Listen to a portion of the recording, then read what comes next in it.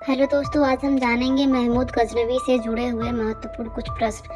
पहला क्वेश्चन है, महमूद गजनवी का सबसे प्रसिद्ध आक्रमण कौन माना जाता है? आंसर है दोस्तों सोमनाथ मंदिर पर आक्रमण, जो 1025 से 1026 ईस्वी के बीच में हुआ था। यह आक्रमण इसलिए प्रसिद्ध माना जाता है क्योंकि सोमनाथ भारत के सबसे समृद्ध और प्रसिद्ध मंदिरों में से एक था। यहाँ से भारी मात्रा में धन लूटा गया। इस घटना का उल्लेख अनेक ऐतिहासिक ग्रंथों में मिलता है, इसलिए इतिहास में सोमनाथ पर आक्रमण को महमूद गजनवी का सबसे प्रसिद्ध आक्रमण माना जाता है। नेक्स्ट क्वेश्चन है दोस्तों, हिंदू शाही वंश का कौन सा शासक महमूद से पराजित हुआ? उत्तर है राजा जयपाल।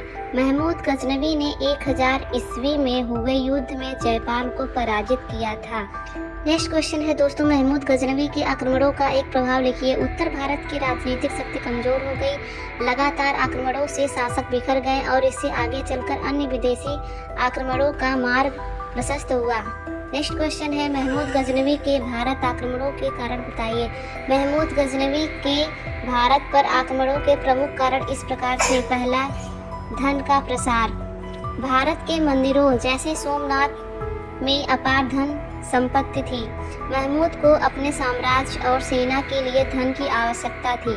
दूसरा, इस्लाम का प्रसार। वह अपने आक्रमणों को धार्मिक युद्ध मानता था और भारत के इस्लाम का प्रभाव बढ़ाना चाहता था। तीसरा, राजनीतिक महत्वाकांक्षा।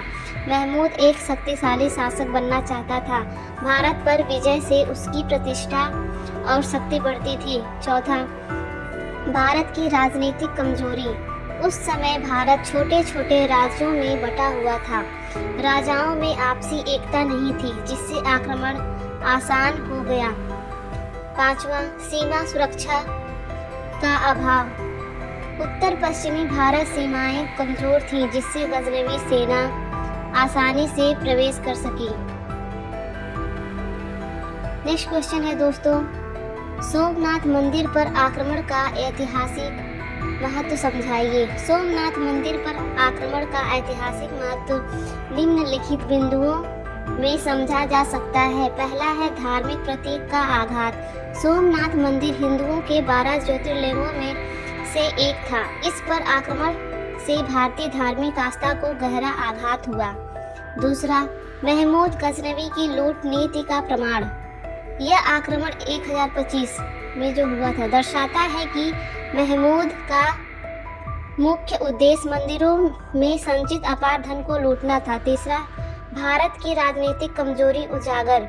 इस घटना से स्पष्ट हुआ कि भारतीय राजा आपसी एकता के अभाव में विदेशी आक्रमणों का संगठित प्रतिरोध नहीं कर पाए। चौथा, विदेशी आक्रमणों की प्रवृत्ति को बढ़ावा। सोमनाथ की लूट की सफलता ने आगे चलकर अन्य तुर्क आक्रमणकारियों को भारत की ओर आकर्षित किया। इतिहास लेखन पर प्रभाव। मुस्लिम इतिहासकारों ने इसे इस्लाम की विजय के रूप में और भारतीय इतिहासकारों ने सांस्कृतिक विनाश के रूप में वर्णित किया, जिससे इतिहास की विभिन्न व्याख्याएं सामने आईं।